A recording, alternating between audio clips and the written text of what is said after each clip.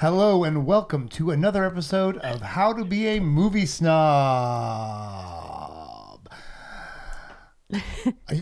Are you listening to me? Are you listening to me? Are you Are you following listening us? to me? Are you subscribing to us? We're the only people in here. Folks, we got another movie for you, and guess what? It's a doozy. It's a doozy. Mm-hmm. Folks, my name is Seth. I'm joined in studio with Miss Mariah. Hi, Mariah. Hi. Welcome. How you doing? Great. Great. Good. Any puppies in your life? I held one this Oh, evening. just me, huh? Wasn't mine. Just me. Guys, I'm the most cold-hearted one out of the three of us, and our third person, who's the first puppy lover among us. Well, I guess Mariah's had puppies before, but Pat's had the second most recent puppy. Welcome, Patrick. That's right. Thanks for being here, man. Thank you. It's good to be here. How is your former puppy doing? She's good. She's still puppy-like, Yeah, in ways. Will we hear from her again later, I assume? We'll probably hear from third in line puppy. Third in line puppy. Yes. Although she does back him up. Yeah. Yeah. I have joined the ranks of puppydom, not because I'm a good person. No. No. Not because I am a animal lover. No. No. Far from it. Far from it. Certainly not. Not because I have a heart. No. But it is because my children and wife have wanted a puppy for so long, and I realize at my stage in life, there is no reason for me not to get a dog. We have a fenced backyard that's not small. We live in a cul-de-sac. We won't be traveling for the next 10 years. There's no reason for me not You can do it. to have a dog. You did it. I did it, guys. Welcome to the club. Welcome to the dog club. Congratulations. Where my dogs at? Ooh, ooh.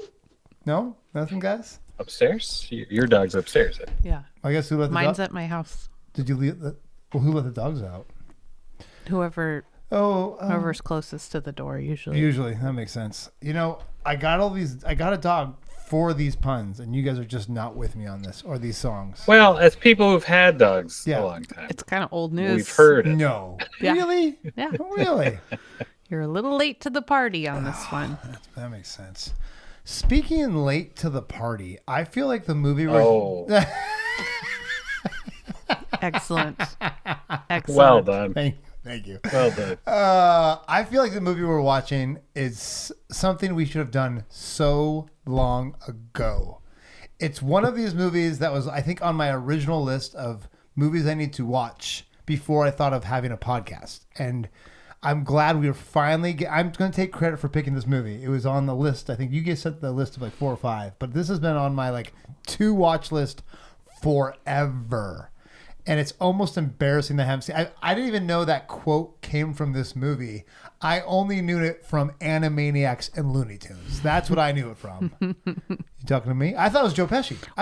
Or just from people doing impersonations. Impersonations. Like I literally thought. Yeah, every Bob De Niro impression ever. Yeah. Exactly right. Like I thought that was either Goodfellas or Casino. I didn't even know it came from this movie. Guys, if you don't know what movie we're talking about, we're just going to jump into it. Pat, what movie are we doing this week? We are doing 1976's Martin Scorsese directed, Paul Schrader written Taxi Driver. Boom. Taxi Driver. Here we go. And I will not make a single Martin Scorsese joke today. That was it. No more. This is Martin. Don't make any promises you can't keep. I can keep them for this one because I'm excited to be this moment in history that is this movie, because I don't think it can be appreciated until we have the background of it. But before we get to all of that, we're going to start with our favorite part. Well, kind of. If we nail it, sometimes it's mediocre. But we're going to really go at it this time, guys, with Hot Takes and Cold Brews, sponsored by... No one. But if you want to sponsor the show, it's really just got to text us or email us, a little DM in the comments. That'd be great. Let us know any breweries or soda pop makers, whatever you guys want to do. We're bait shops, we're open. Yeah. whatever you got. Whatever.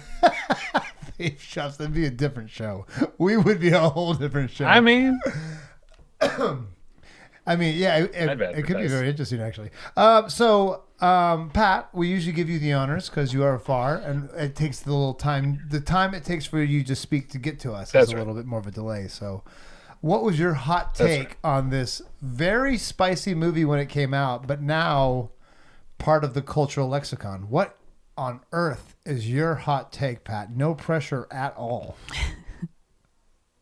No, and I felt no pressure. Thanks to Bodhisattva. Smooth. I like that. It took the edge off. That was good. No, that was good. I actually struggled heavily with this. Because I'll do kind of two. Because one, I realize is not a hot take. I just am catching up with 1,000 other cinephiles going, oh, is Travis Bickle the original incel? And everyone's like, yes, of course. You're not smart. So my actual hot take that's good. Is no movie should have this much saxophone in its score. That's my hot take. Man, mine was going to say it's not enough. That's the weird part about that. That's a manly score. It is. When I want to listen to Frank Sinatra, he put smoke a cigar. When he put the record on and it was the same song from the score, I about punched something. You know the best part? I thought, you're breaking rules. This is not how it's supposed to work. Which is extra funny because it's not a newcomer. Oh, I'm going to talk about him a lot, actually. A movie. I'm going to talk about this guy a lot, actually, because it's even funnier because of who did it. Yeah. Okay, that's good. That's good. Okay. We gotta talk about it. So let's just talk about who this person is. I know we're supposed to be in hot takes, but this is Bernard Herrmann, one of the most famous score writers in the history of movies, and this is his last movie he ever did, and he got an Oscar nom for it. Probably because it was his last movie. Let's just be real, before he passed away.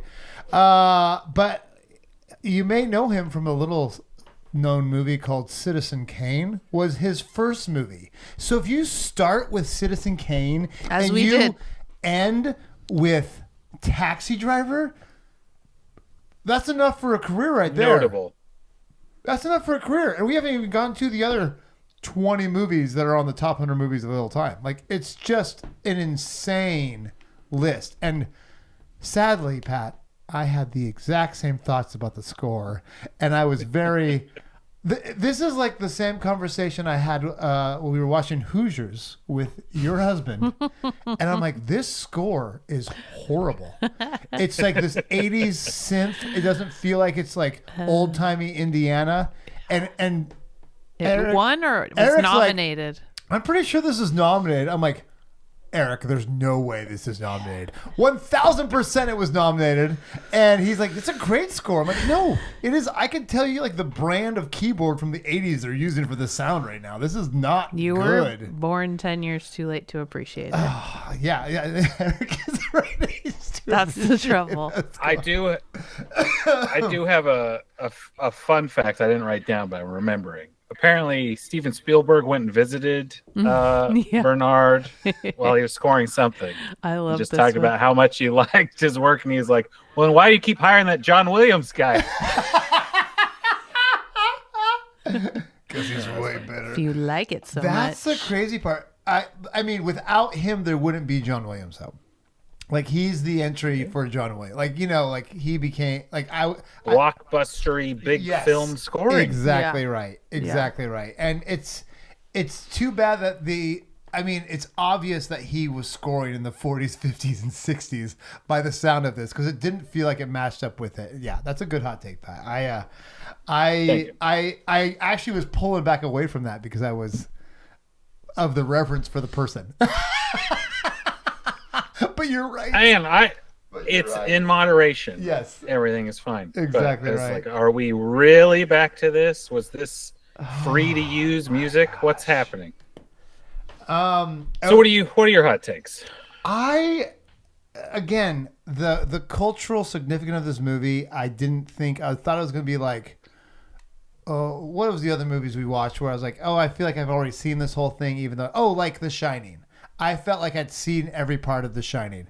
But this movie, this isn't a hot take. This is part of the next part where like my reaction to it was there's a lot of this movie that I've seen the visuals, but I don't know what happens.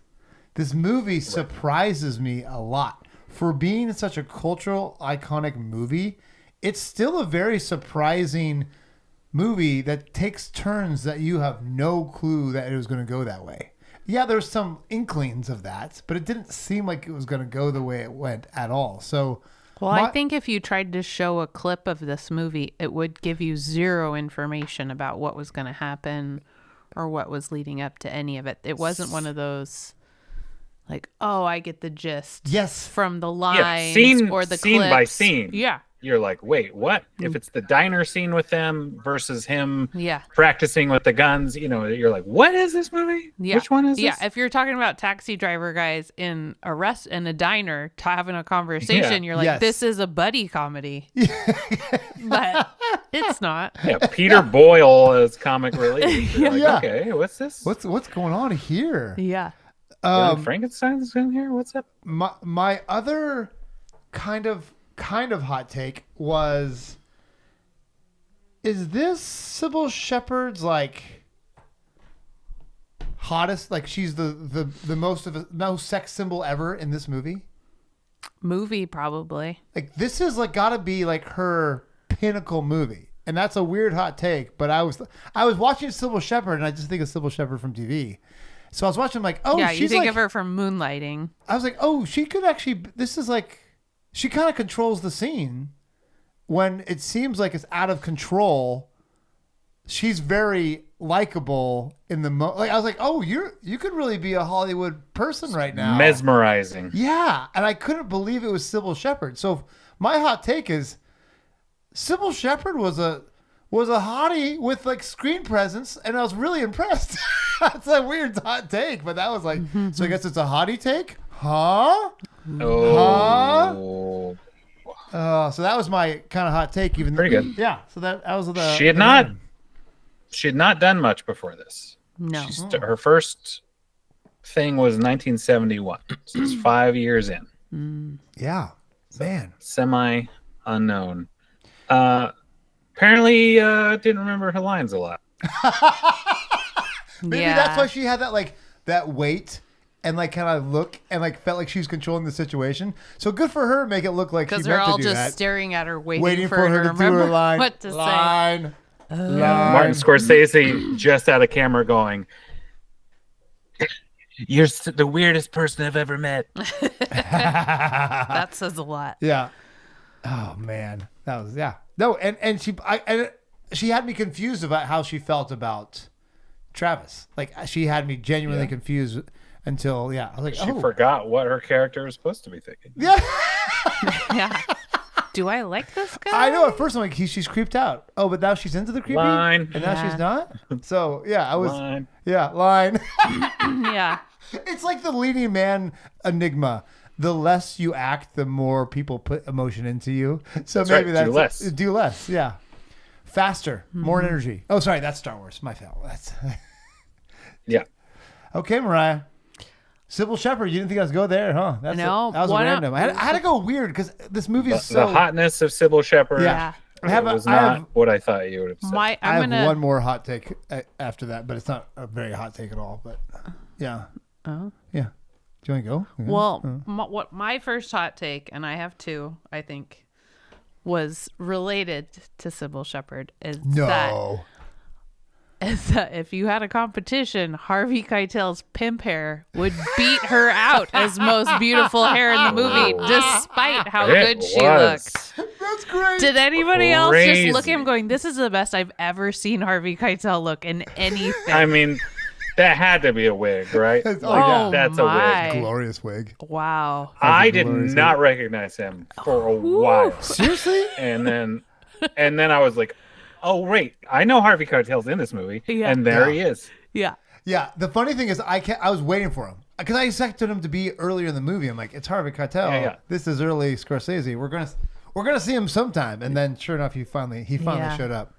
Okay, my other hot take is if he's supposed to be military, why does he always look through with the wrong eye down the guns? Every single time. For all the research he did. All the research he did.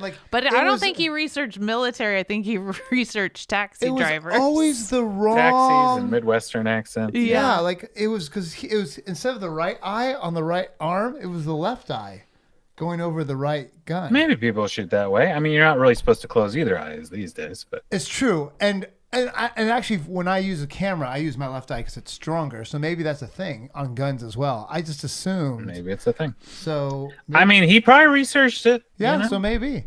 Okay, I was hoping you guys knew about that. He found one weird person that did it that way, and he's like, "That's who I'm gonna base my character." That's how they do this in the Midwest. I should look that up. Anyways, do you want to know my second hot take? Oh, please, yeah.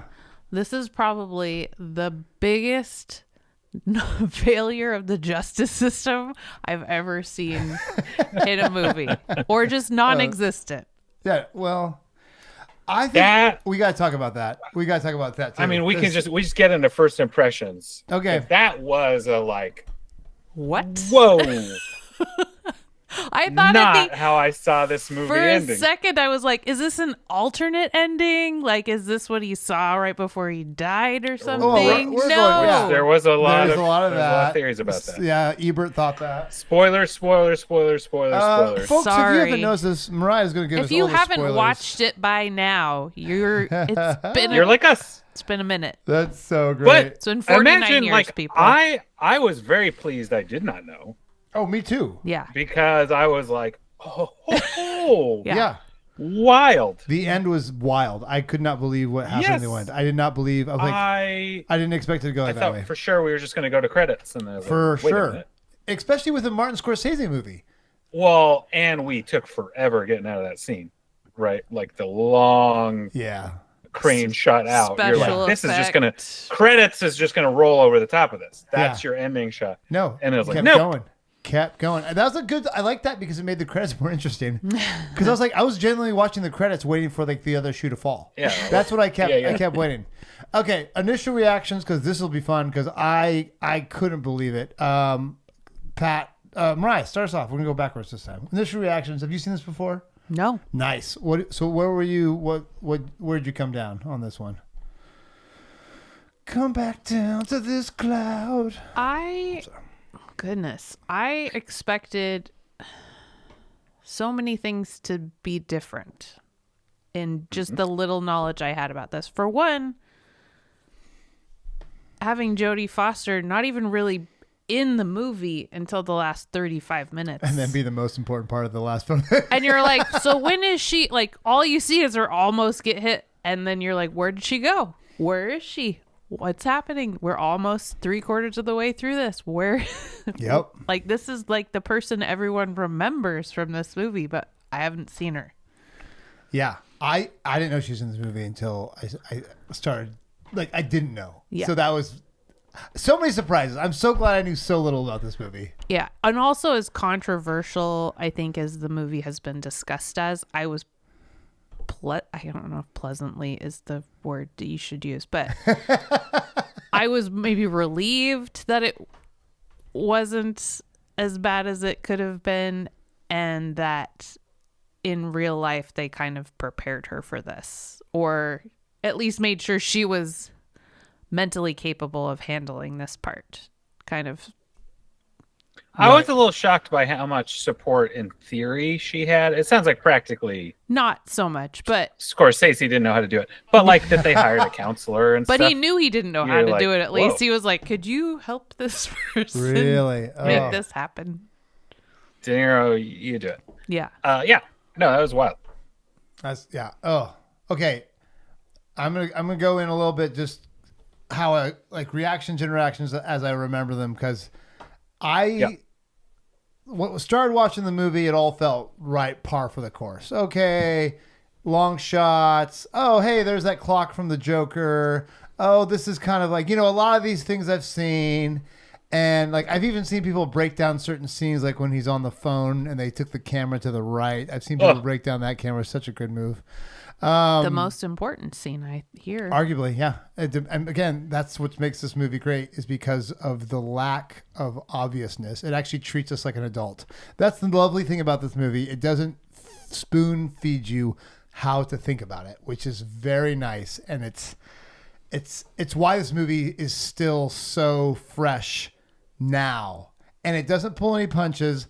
And I really think this paints a picture of 1975, 76 New York City that we just can't even imagine anymore.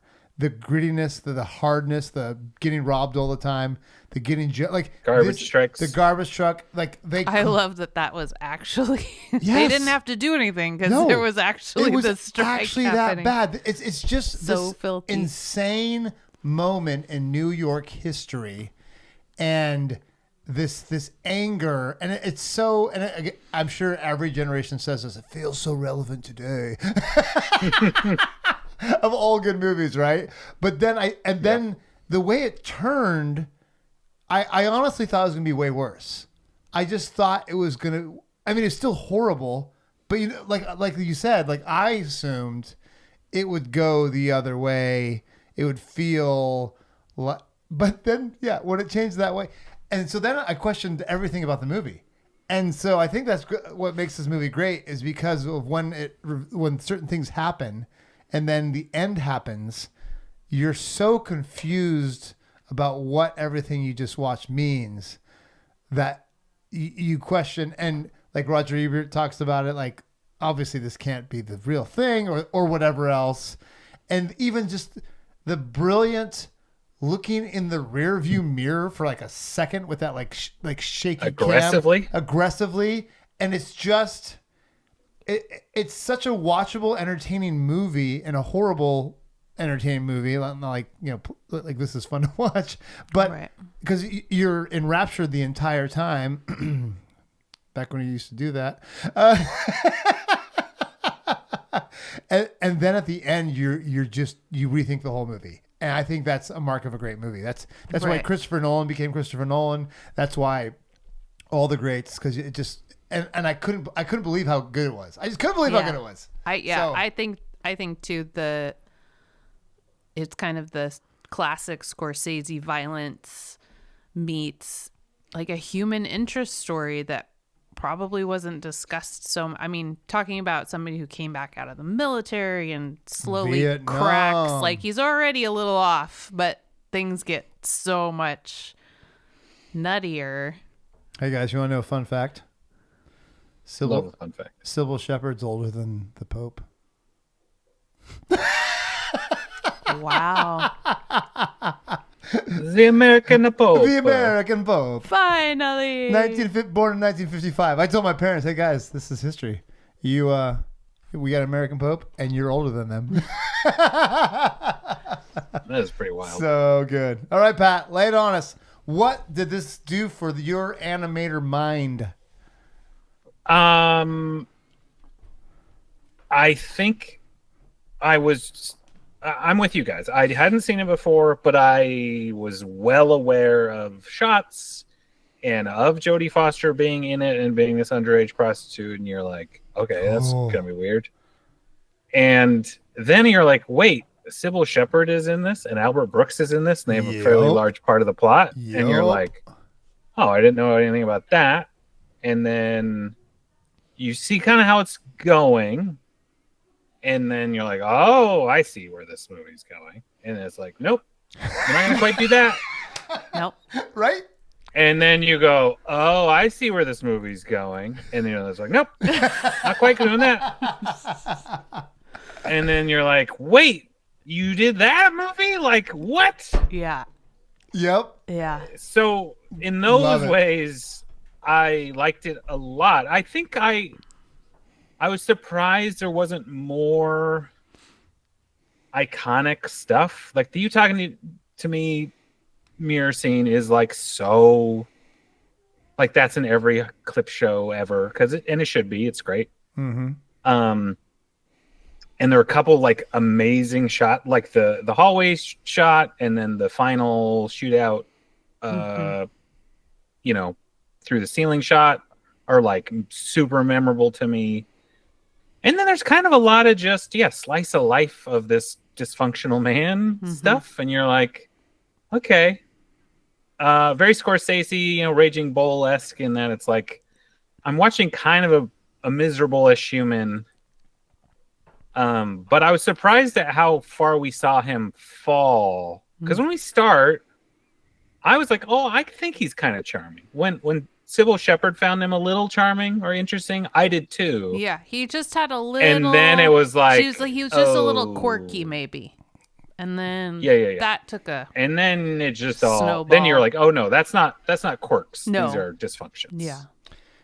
So anyway, this is a person on the edge. Pleasantly surprised by the ways the movie didn't fall into tropes at all, and I would only know they're tropes because of movies like this. Yeah. And it didn't do any of them, and so you're like, whoa. Yeah, that was a good surprise. Is that you were constantly surprised, I guess. And yes, because it was feeding you stuff you were like, oh, well, I've seen this, and it's like, no, apparently I haven't. Yeah. Apparently I haven't. And the best part is this is a movie that like sets the standard, and people aren't using it to be a trope. Like, people aren't like copying this over and over again. No, they're not redoing this. That's the crazy thing about it. This is such an iconic movie that it's untropeable. Maybe. I think there are Travis Bickle-esque characters in lots of movies. For sure. But not the... But how that all sorts out is not followed. Yeah. Yeah. In this. Because it wouldn't sell.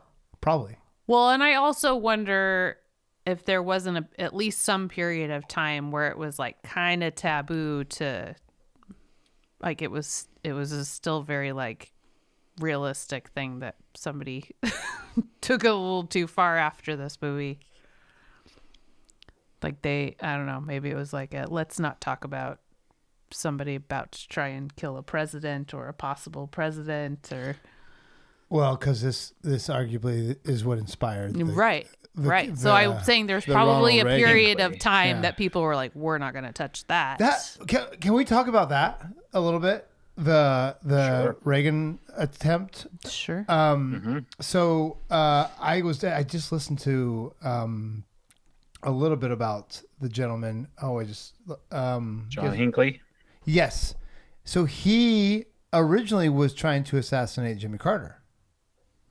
So it wasn't like a party thing at all. It was just literally to get Jodie Foster's attention, which again, creep level. Oh, right. 1 million. I forgot it was that related to this. Yes, Poor it was Jodie that related. Foster has been creeped he wanted to so impress much. the 13-year-old who played a 12-year-old on a movie. So he's going to shoot the president to get her attention. Like that, the creep level of that is beyond Travis in this movie. Yeah. That's the crazy part about it. Well, the trail of logic that this person followed, thinking that was going to get him that kind of response. And he's still alive because he actually just I listened to a comment he was making about like we need more peace after the Trump assassination attempt. He's like we just need to have more. And so it was so surreal and weird of like this reality is always weirder and worse than fiction. As horrible as fiction is, reality is always weirder and somehow worse. I don't know why that is, but it just you can't write reality because it doesn't make sense.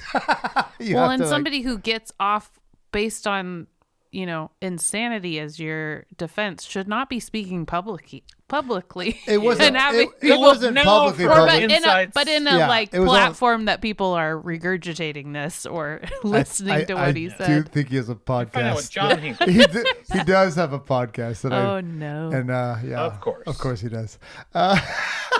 They'll let anybody do a podcast. Oh, yeah. There's no controlling it. That's for sure. Anyways, guys, subscribe, press that like button, and wait for next week's episode. Are you there, Jody? It's me, John. So I want to talk about just the point of everybody's career, because we talked about Sybil Shepherd. Did we? I can't remember. Did we talk pre-record about where Robert De Niro was? Because Robert De Niro is like the man. We right talked now. pre-record. So Robert De Niro just came off of a small little movie Part 2. He came off a sequel. He won his first Oscar on a sequel. That ain't bad. That's embarrassing. That ain't bad. And it's Godfather 2, folks. He won the Oscar for Godfather 2. Which would have earned him a salary that would have crushed the budget in this movie. Yes, but he was willing to take a cut. Full budget. Willing to take a cut. Good job. Everyone was willing to take a cut so they could make this thing for like, what, $150,000? Yeah, De Niro I got think it was like 200. De Niro got paid $35,000. That's crazy. The Oscar award-winning De Niro, and he got nominated for this. Probably should have won. I mean, I don't even know if I've seen The Network. The guy from The Network won it. Was it Peter Sellers? It might have been. So Robert De Niro is like on. He's at like the peak of Robert De Niro. Well, he still goes. He goes on to become. He's now the Robert De Niro that we all know. He's like a critical darling. Yes, exactly right. From Brazil. Meanwhile, our man Martin Scorsese has done some critically acclaimed stuff, but he has not done anything huge yet. So this is a level like this. You mentioned like Raging Bull. He hasn't done Raging Bull yet. No. This is pre-Raging Bull. So everything we think about Martin Scorsese isn't there yet. Like some of us have seen those. I have not seen some of his work before this. He had done Mean Streets. Yes, Mean Street is the big movie he did before this, and that's like the one with Harvey Keitel again that got him like some like bigger number stuff. But this is before most of us know like Scorsese. So this is a young to the point where he played a pretty. I mean, he had a pretty big part in this. That was a pretty big. He's in other. And I think roles. He did a great job doing that part too. Yeah, by the way, actor. Yeah. The director didn't do a good job. The guy cracking, making it more crazy. That's the other thing about this movie. Everyone seems like a bad guy. Like everyone just seems to be worse and worse, and everyone does like horrible things. And here's a weird one. I was thinking about the blatant racism all across the board, like just like it was rough, right? But I was also thinking like in a lot of East Coast cities and areas, they always say it's not really the melting pot, it's the salad bowl, because cultures will just stick to their own, you know, and there'd be like different sections like, oh, that's the Italian section, that's the Scottish section, whatever. So it's a very all the boroughs of New York are like originally just those kinds of exactly right. Which being from West Coast, we don't have that in Oregon. We had it. We had some of those, but we did horrible things and got rid of a lot of those communities, just to be real. Most metro cities have Chinatown in them, but that's not a good thing. Not in Oregon, no. We definitely got rid of all the minority areas because we are horrible Southerners. It's not a great history, but it is interesting being the West Coast. I didn't understand like these little cultural things, and so when I see movies like this, I'm like, is that really how it was? But yeah, that probably really was how it was. That's probably how the colloquial language was of that time. And so it's hard coming from born in the 80s hearing that, because I don't remember it that blatant even when I was a kid. But man, every word back and forth was just nonsense. But I assume rough. I wonder what it would feel like watching it then, if like so that was I was like trying to like, what was it like then? Because obviously everything they're saying is horrible about humans, about races, about sex. All of it's just not edifying in any way, shape, or form. And that's the point of Martin Scorsese, to be honest, in most of his movies, to highlight those kinds of the horribleness of things. human things and the horribleness. So I kept trying to think, I'm like, oh my gosh, okay, but this is 76 New York City. It's a rough time. Everybody hates everybody. Like this is just a rough thing. So that was tough to get over, but it was written to be more racist. Whoa. In that Sport, Harvey Keitel's character was going to be black. Basically, everyone that gets murdered was going to be black, and so then it would have been this more racially charged crime. And you're like, I don't know, that's a good idea. Yeah. So. That'd be interesting, especially if he gets away with it white? In the end. Yeah, again. Yeah, he was like, "What if they're white guys?" That would make more sense, though. Freaking, to be real, historically speaking, right? He gets away with. They call him a hero. They call him a hero. Like that. That honestly. Yeah. That would. I mean. That would have been more frustrating, but more would make. And it would be more like obvious. Like it would in this horrible way. It would show the horribleness of the. I think that would have actually been more of a statement, to be honest. Like in that sick way of like when was the Central Park 5 stuff? When was that? 89. It's like 10 years later, or whatever. But dude, this movie's so early. That's the thing about this movie. I can't get over how much hasn't happened yet that this movie predates. Well, yeah, and in all these people's careers. Yeah. You know. So it's a very fun movie Can to we watch. Yeah. Was Peter Boyle Frankenstein yet? I don't think so. But boy, he always looks like Frankenstein. He's such His a hair funny has looking not human. gotten better looking, that's for sure. No. Okay. Pat. Young Albert Brooks blew my mind. Yeah. I grew up with like middle-aged Albert Brooks. Yeah. As like my understanding of him as a human. Yeah. So like kid fro Albert Brooks. Yeah. I was so weirded out by that. Like more so than actual baby Jodie Foster in the movie. I was like, what? Albert Brooks looked like this at some point. He was a young man at one point in his life. That's so weird. And you expected him to be funny in it. You know, like you're kind of looking at like, where is the comic relief in him? Like he as a character is kind of quirky and yeah, he is. De Niro's amusing, description of him makes jokes. it kind of funny, but he doesn't say that much that makes you go, oh, this is so Albert Brooks. No. I'm on the other side. I'm like, oh, that's Albert Brooks. Like I was right away. I was like, well, I was but annoyed with him. I was like, because to me it felt like a caricature. Like I'm like, oh yeah, it's Albert Brooks. But what's Albert Brooks doing in this movie? Because that's what I felt like. Which is yeah. Another funny thing I'm remembering. Apparently, Paul Schrader was really grateful, and maybe Scorsese, to Albert Brooks.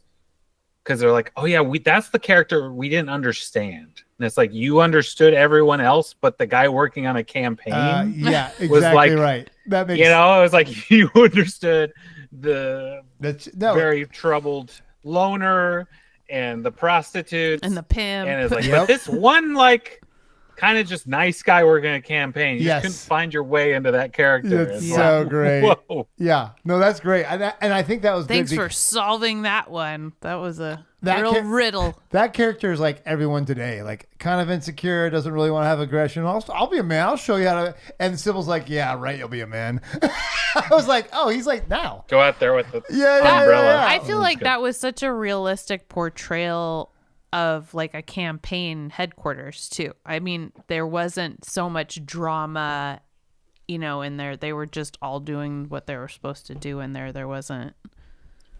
I don't know. I found that it just seemed like a very realistic portrayal of what it would have been like in a campaign office headquarters. A lot less drugs, but yeah, other than that, it was pretty good. Sure. Depends on who your candidate is. It really does. So yeah.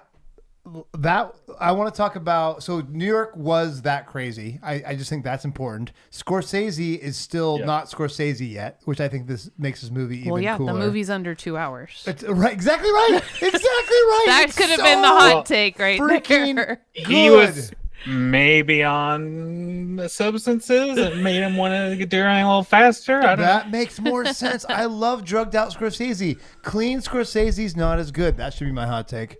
Also, I'm not gonna lie. I hope he's not listening. I really think I was spared of the grossness of the Jodie Foster characters, like the pain of that, because I knew it's Jodie Foster.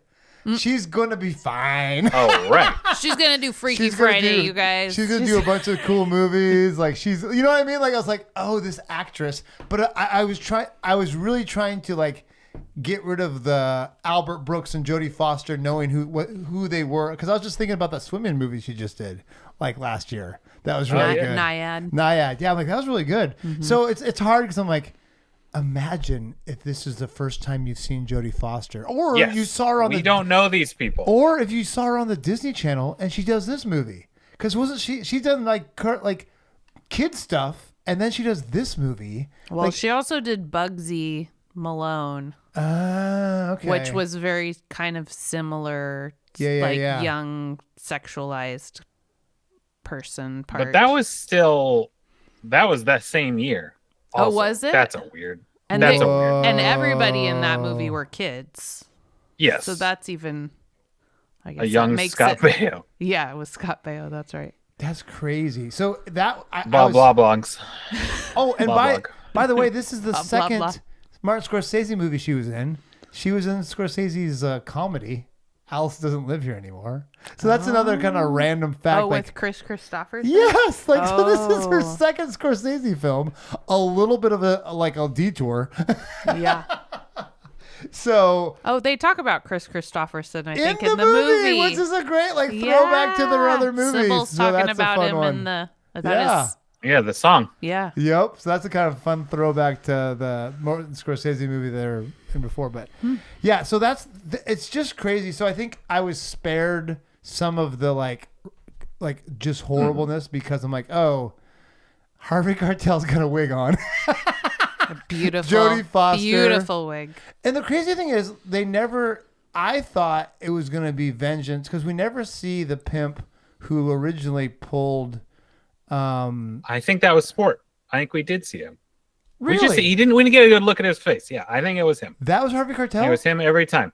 Yes. Mm-hmm. Because we only kind of see him in the rear view and it was unclear, which I think is what threw me off because I was like, well, that's obviously not going to be Harvey Keitel with this long, luxurious black hair. Yes. And then eventually you do see him. You're like, wait, what? Yes.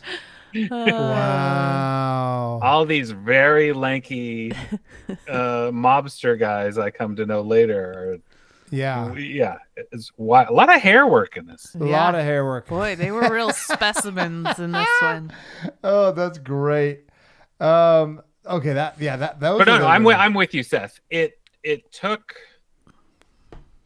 I mean, even just knowing De Niro as well, like all these actors, obviously they do a good enough job where you sort of. Oh, for sure. You blend in the story, but yes, I didn't feel scared for Jodie Foster's character in the way I might have if this was like just some girl. Yeah. Mm-hmm. I also, it's like the first time you watch like the new True Grit or whatever. Oh, I guess any of the True Grits maybe, and you're like, yeah, that's not Heidi Steinfeld yet. That's just some young girl, and you're like, whoa. Yeah, and she's with the dude, man. She'll be fine. Yeah. It's funny. I didn't know who she was, so True Grit was great. Yeah. Yeah.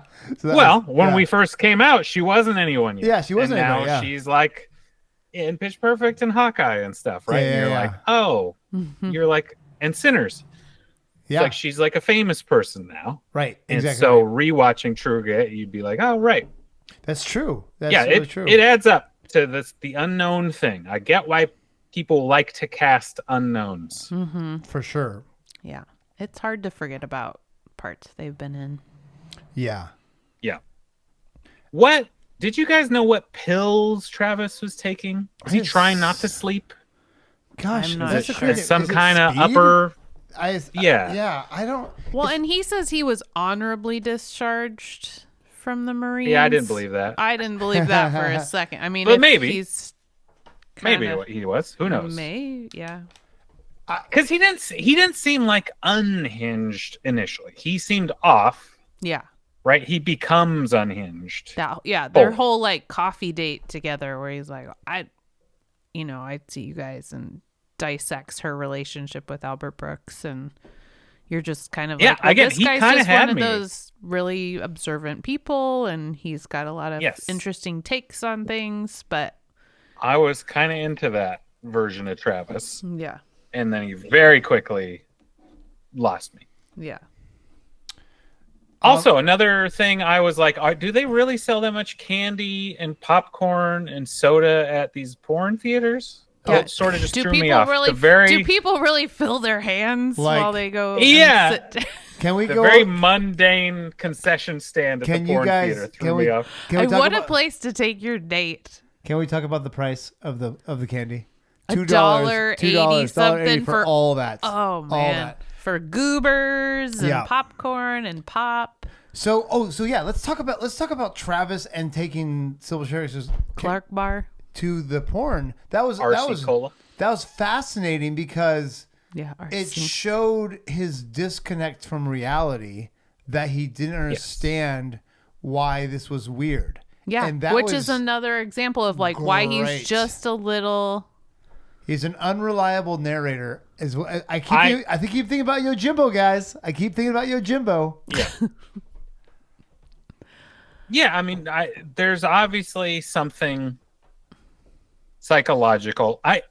There's a version, and I hate to say this because a lot of people are saying terrible things about people with autism these days. But like, there's something to he's uncomfortable, talking to people. Mm-hmm. He doesn't quite understand social norms in the same way. There's a version he's playing this character as someone with autism. 100%. For or sure. something like that, yeah, right? And that's but exactly what I thought. Wouldn't have called it that then. And as some people say, it's because it didn't exist. That's a brand new thing. I was like, what are you talking about? Like, why are you? I was like, why are you so? That. Some people. Maybe they're yeah. heads of agencies. Maybe. Yeah. Anyway, but like, I thought that was. What's interesting though, What if we like just got whatever version everybody on a of list? Bob De Niro. Yeah.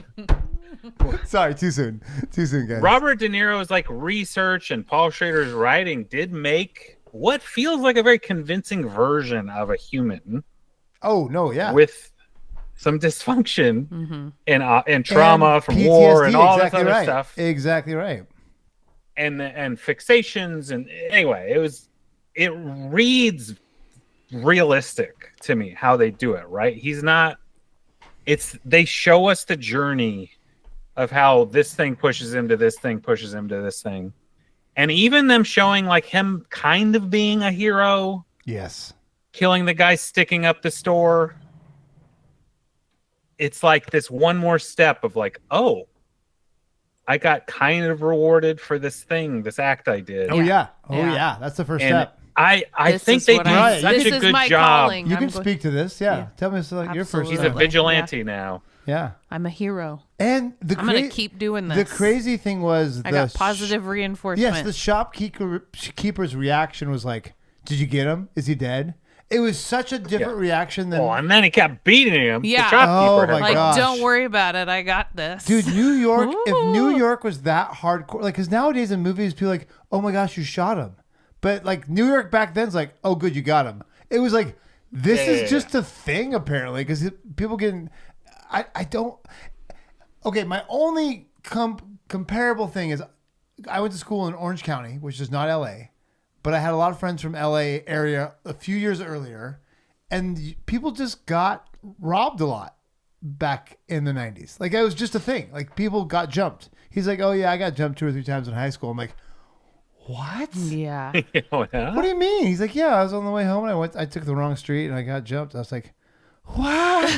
How? What? I'm like, we're the same. Sounds bad. We're the same age. What do you? This is in America? Like, I was like, blah, blah, blah, blah. I am so naive. I chased sheep when I was a kid. One day the sheep got out and they wouldn't come right back. Yeah, they were real mean to me. Again, I think relatable with Travis talking to Palantine, and he's frustrated. He's like, "You got to clean up the city." Yeah. And it's like, yeah, the city doesn't look great right now. Yeah. Like I think, yeah, that's the thing. As we discuss these movies, I appreciate more about this movie as we talk about it is just how well they inched the frustration in to some like reasonable things. Or go, yeah, I'd be kind of annoyed by that. Yeah, I'd be kind of annoyed by that. Mm-hmm. But then you go, oh my gosh, we're here now. Like this is farther than I think I would have got. Yeah. Did anybody else have a problem with his driving and how little he was actually facing forward?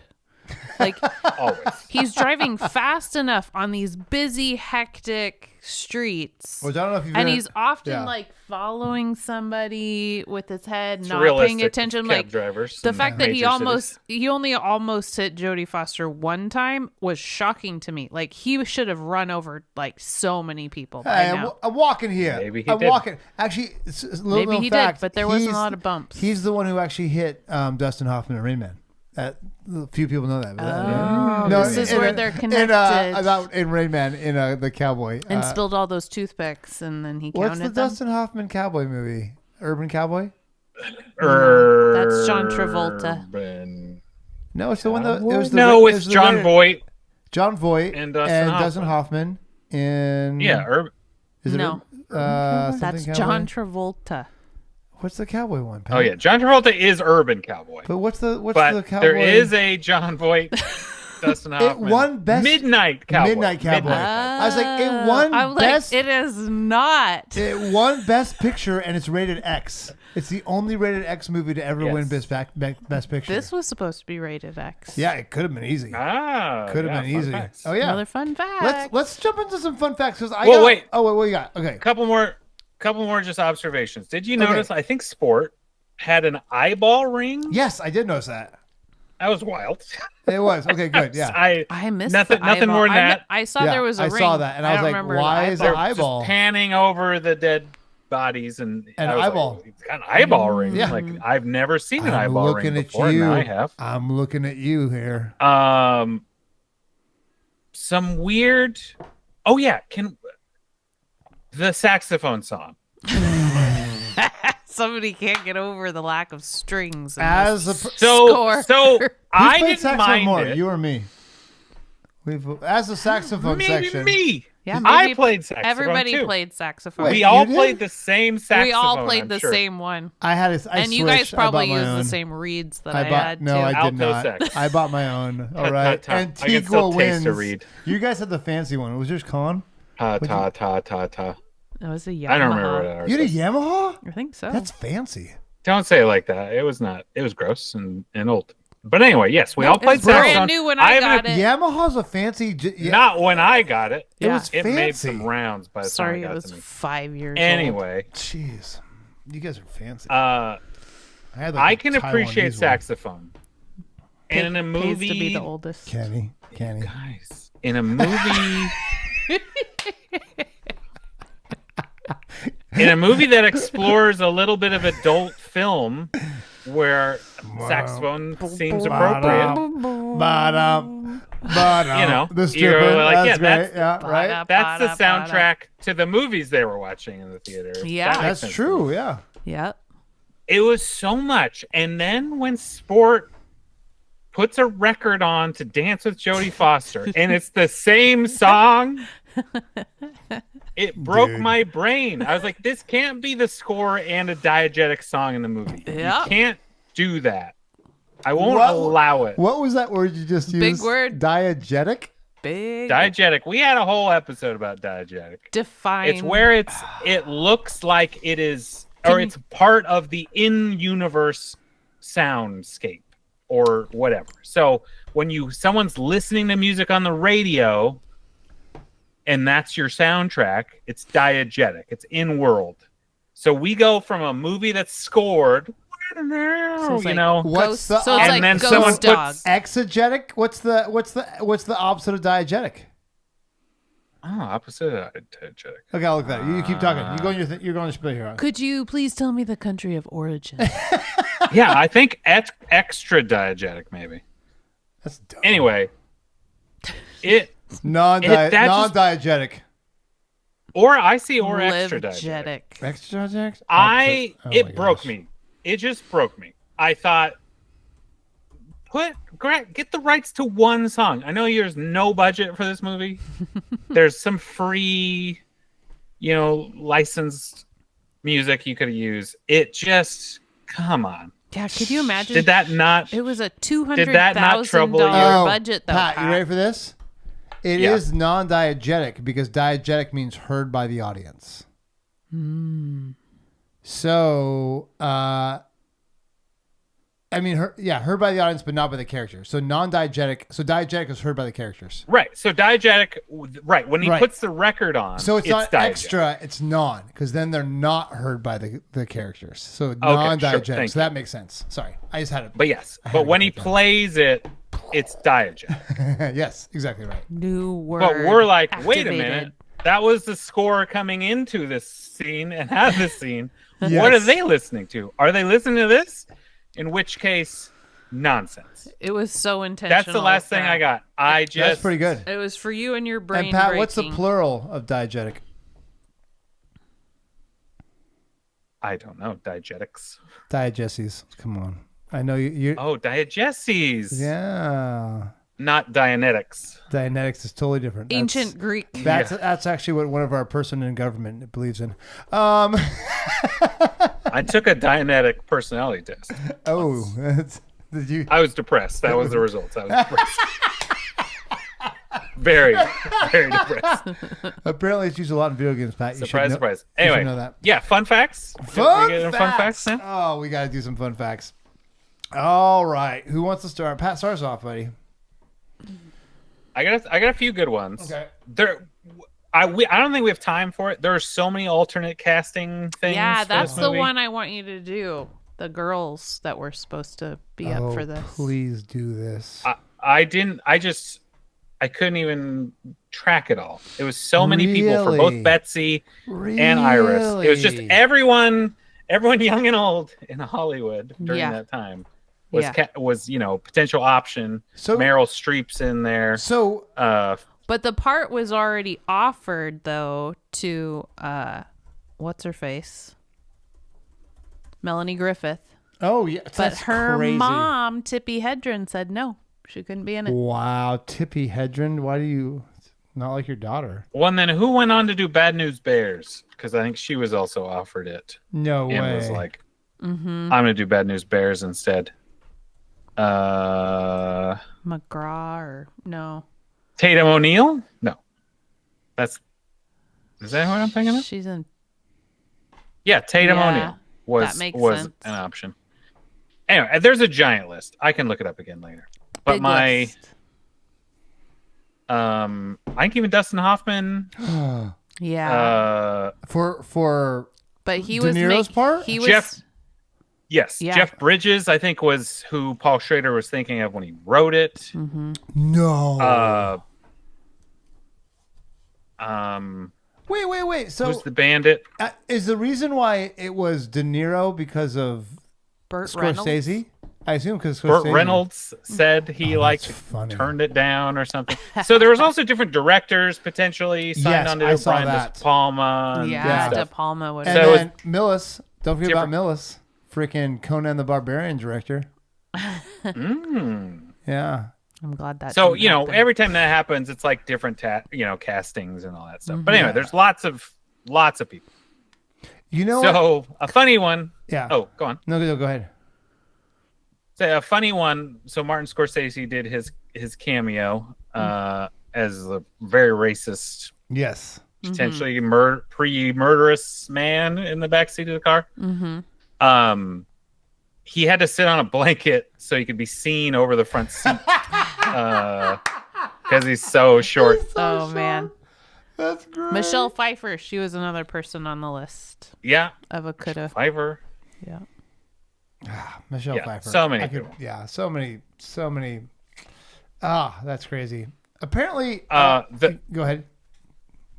No, you said apparently. Apparently, Paul Schrader wrote this in a week. Is that part of your fun facts?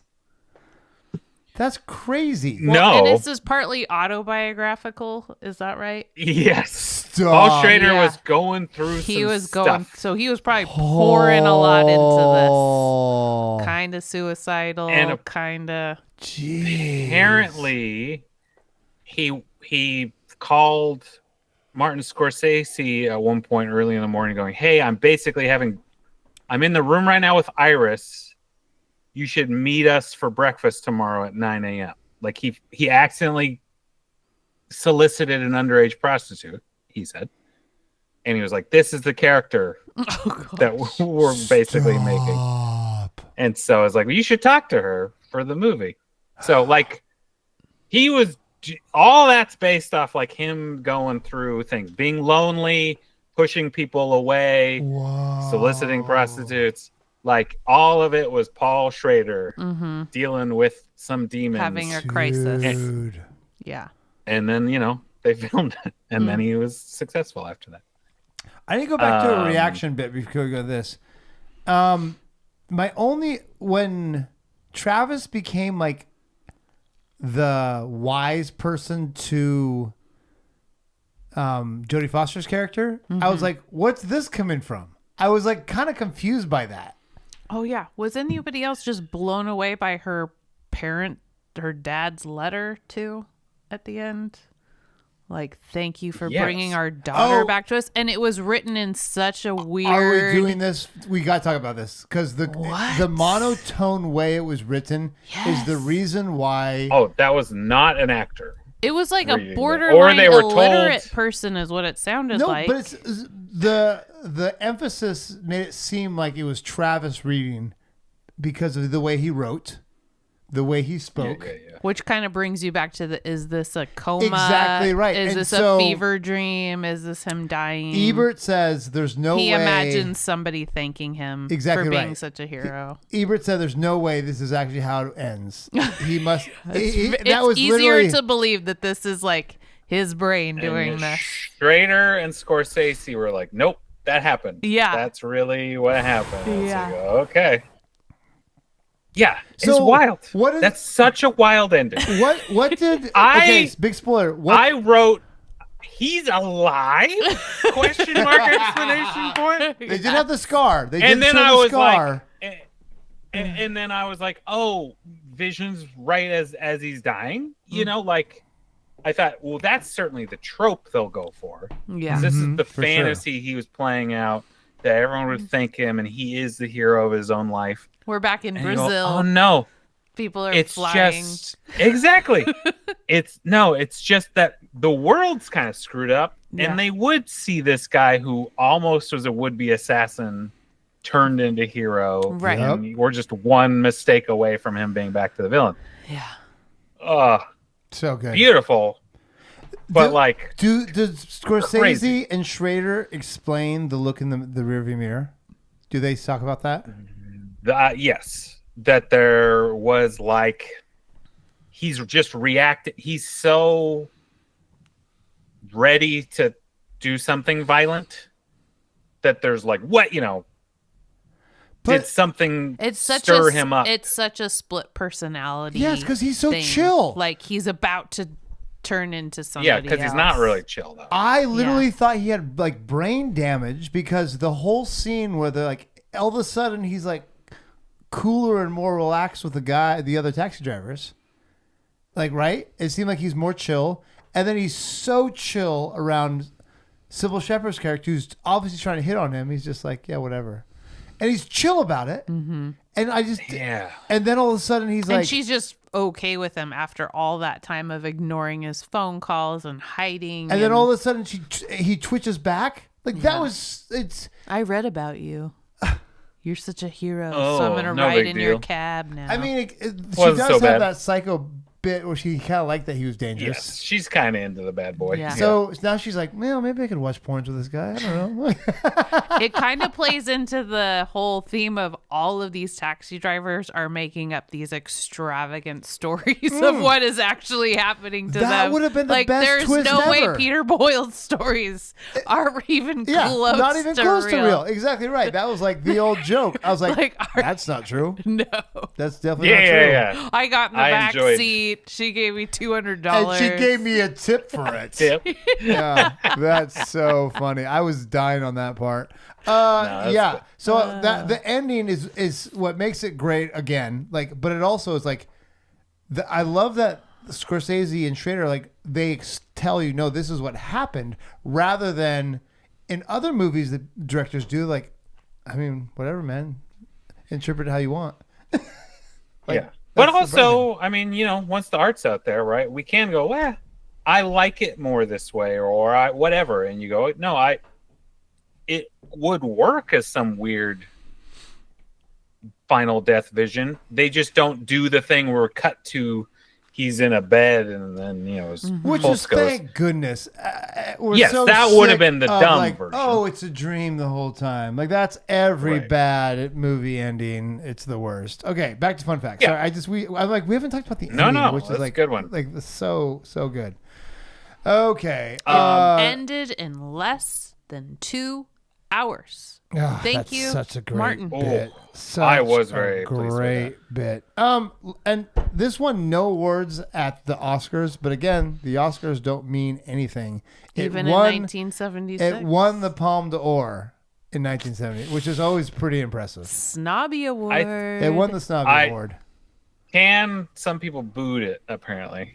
So That's true. Which also Snobby Award. Again, also getting booed at Cannes, that's a rite of passage. Yeah.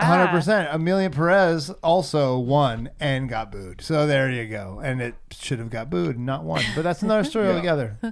You watch, in 20 years, Amelia Perez's next tax show. I'll be so mad. I'm sorry, Zoe. Sorry. I Zoe got killed 3 it. more Zoe fun killed facts. Oh. You go. She was fine. Oh, I got a good one So, too. speaking of like unhinged Martin Scorsese, Yes. apparently there was did you guys see this? No. The film was at risk of being rated X Oh, yes. I did see this. for Yes. violence. Yes. And apparently Scorsese stayed up all night drinking with a loaded gun in his hand, essentially waiting for a Columbia executive to come through the door where you might shoot him if he told him it was Yeah, rated speaking X. of, these guys must have not been good Dude, friends for each other. Scorsese was insane.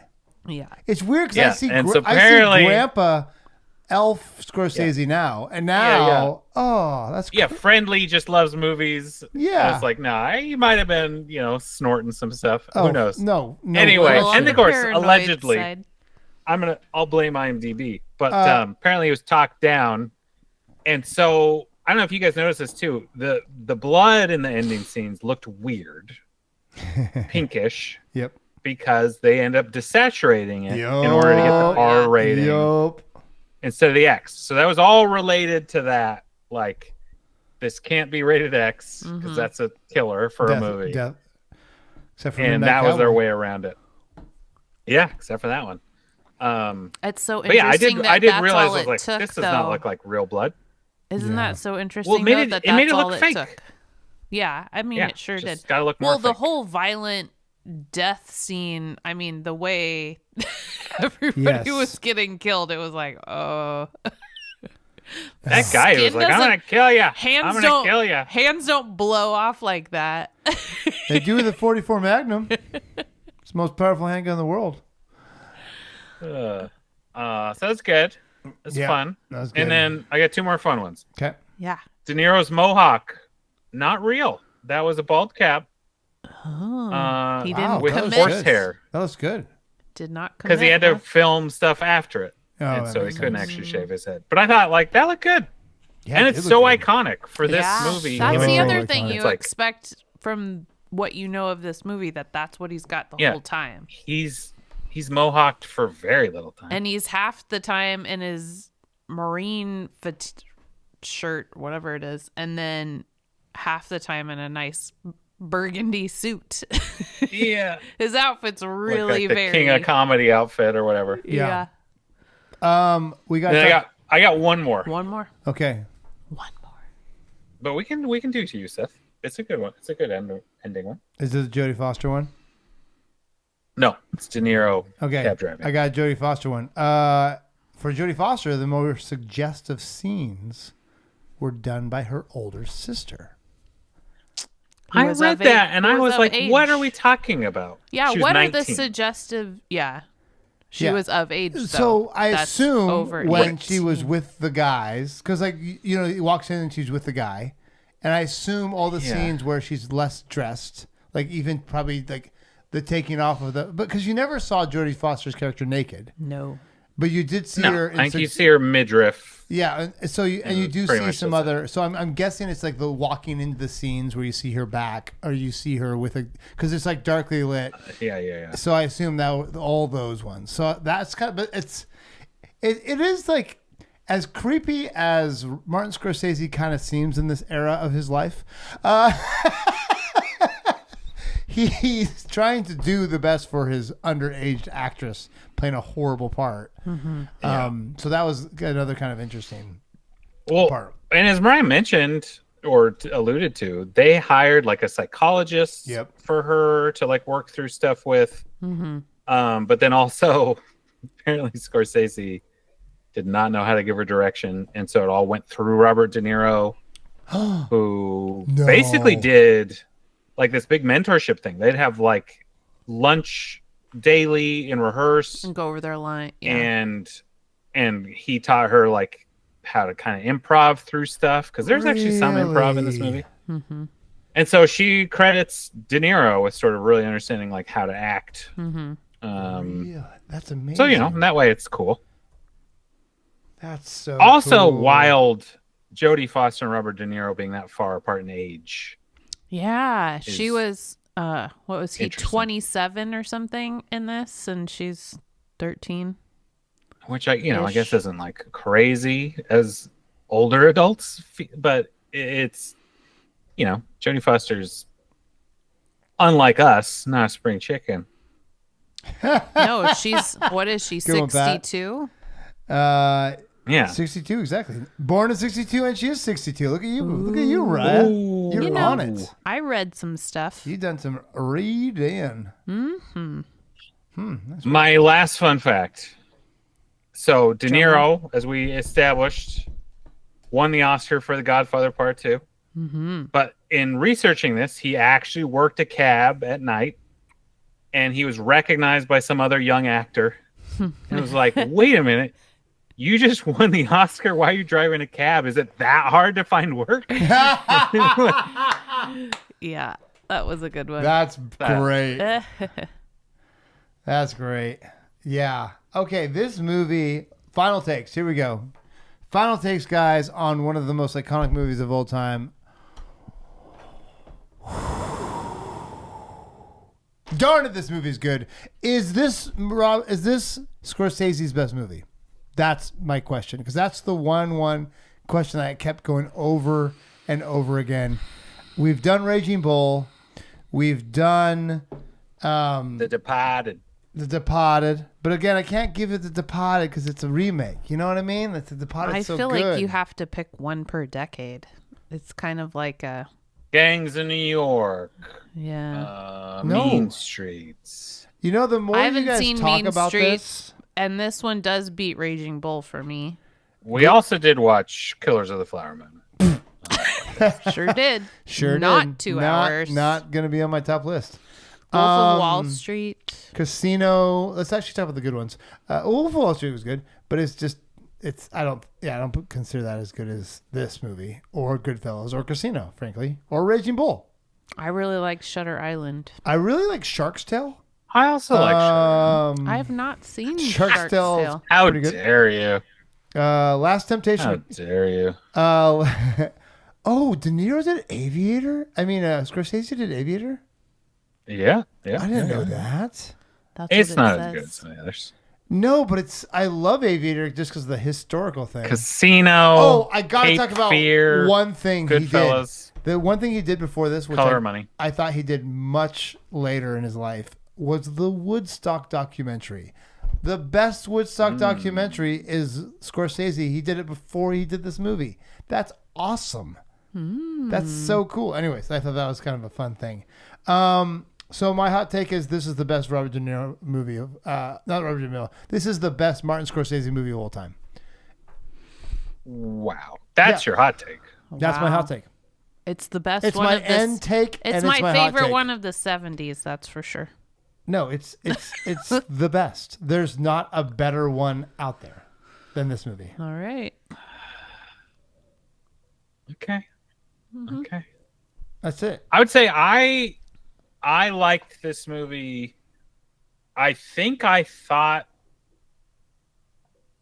it would be more profound on me because of its legacy. It's hard to like live up to its own prestige, right? Right. But like it subverted a ton of my expectations in a way that I didn't think was possible for a movie this old. And you'd be like, wait, don't I know enough about this movie to not be surprised? And it totally did multiple times. Yeah. Yep. So in that way, it's very exciting to watch. Pat, what movie? You know, it's spending a bunch of time with miserable people is always questionable. What Scorsese movie is better than this, Pat? I ask you. I'm just saying. I'm just asking questions, guys. I'm just asking questions. I mean, you already ruled out I can't choose it. I really like The Departed, and I really like Gangs of New York.